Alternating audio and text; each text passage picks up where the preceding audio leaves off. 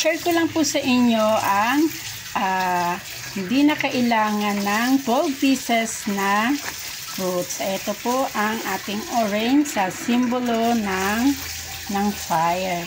Yan po sa ating fire ang ating apple.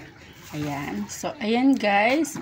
Hindi na kailangan pa ng 12 pieces na fruits para sa ating Noche Buena. Tayong avocado, 3. Ayan guys. 2 piraso lang siya. Ayan. Pear ay simbolo ng metal. So, ayan. Meron tayong pear. Ayan guys. At ang kasama po niyan ay ang ating watermelon.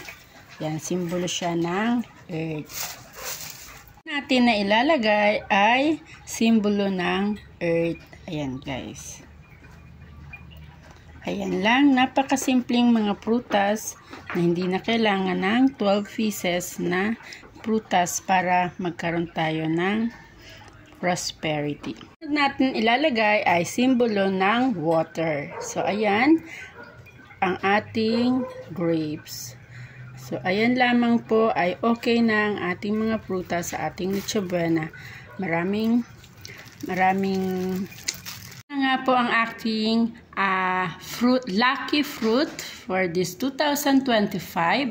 Ang mga ito ay element fruit. So, ayan guys. Thank you for watching. Ayan po. Sana po may tutunan kayo sa aking video.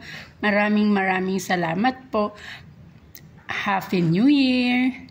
At magandang buhay guys!